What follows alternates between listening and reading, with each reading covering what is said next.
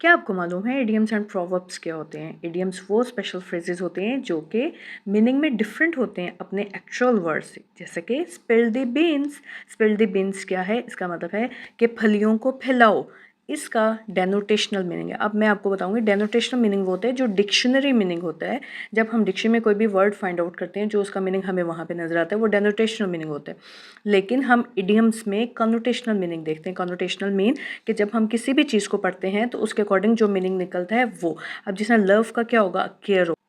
अगर हम इडियम को देखें एप्पल ऑफ वजीज आई, तो इसका मतलब है कि वजी के आंखों का सेब।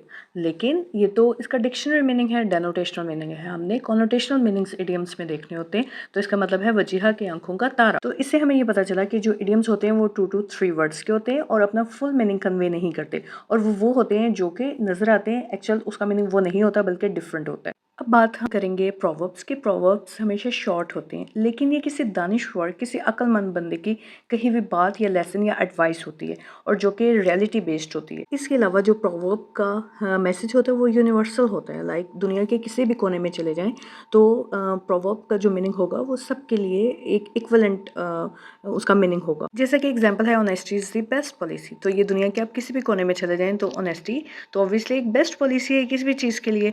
तो अगर हम इडियम्स की बात करें, इस एग्जांपल में आप देख सकते हैं it's raining cats and dog. इसके मुताबिक कैट्स एंड डॉग्स तो एनिमल्स हैं, लेकिन according to the idiom cats and dog में मूसलाधार बारिश की मूसलाधार बारिश हो रही है। अगर हम प्रोवर्ब की एग्जांपल देखें, when in Rome do as the Romans do, कि अगर आप जहाँ पर भी हैं, रोम में हैं, यूनान में हैं या जहाँ पर भी हैं, तो आपको वहाँ के रूल्स एंड रेगुलेशन फॉलो करने पड़ते हैं। तो अगर हम यूनिवर्सली इस मैसेज को देखें तो obviously it is true and based on reality. In short idioms वो होते हैं जो कि बहुत शॉर्ट फ्रेजेस होती हैं लेकिन वो नहीं होते जो उनका मीनिंग नज़र आ रहा होता है।